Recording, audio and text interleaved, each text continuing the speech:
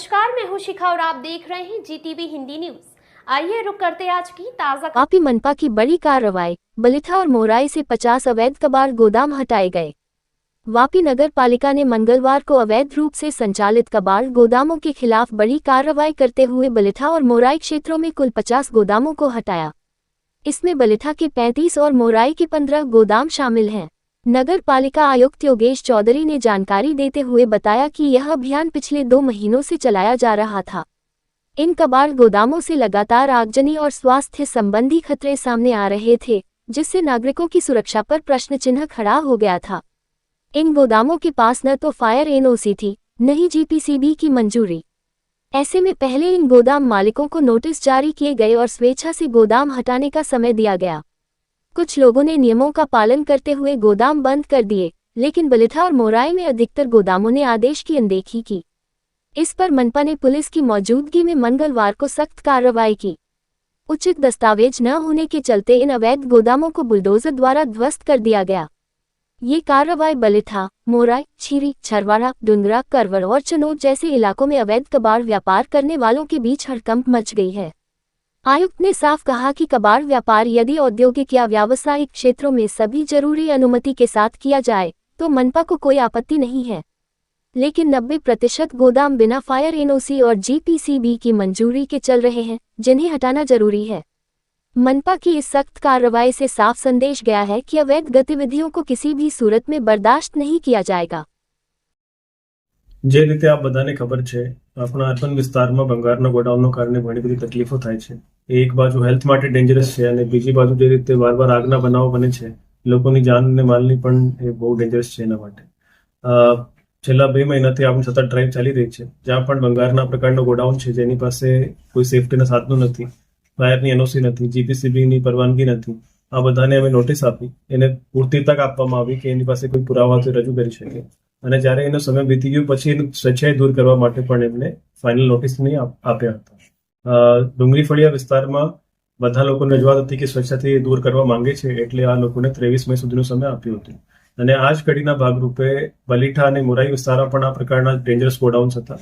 આ બધાને પણ પૂરો પ્રોસેસ ફોલો કરીને ફાઇનલ નોટિસ આપી હતી અને એની સમયમર્યાદા પૂરી જ્યારે થઈ ગઈ ત્યારે આ બધા દબાણોને આજે દૂર કરવામાં આવ્યા છે।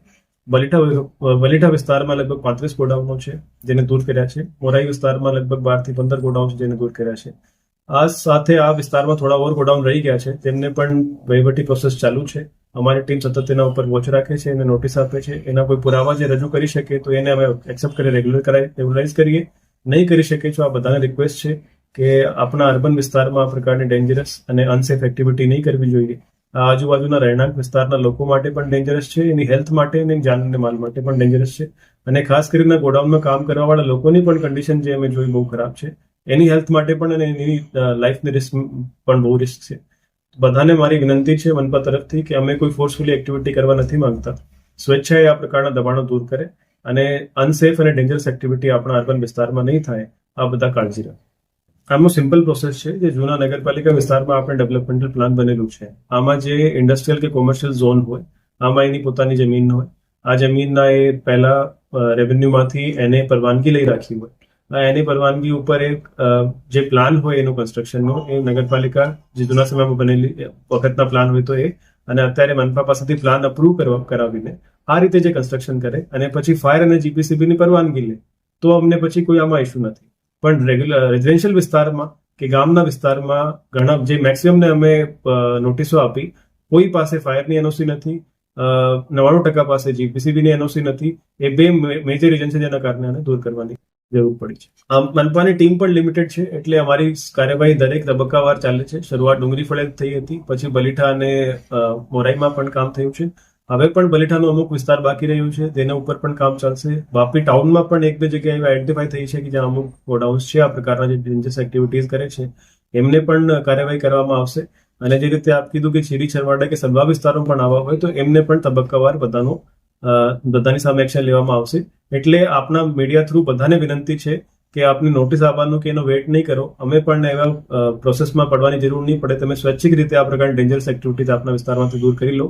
આજુબાજુના રહેણાંકના વિસ્તારના લોકોને હેલ્થ અને એની લાઈફને કોઈ રિસ્ક નહીં થાય, આ પ્રકારનો આપનો પ્રયત્ન છે। ताजा तरीन खबरों के लिए बने रहिए हमारे साथ। अगर आपको हमारी वीडियो पसंद आए तो चैनल को लाइक करें, शेयर करें, सब्सक्राइब करें और हाँ, बेल आइकन दबाना ना भूलें। Welcome to our YouTube channel. Don't forget to like, subscribe and share the video.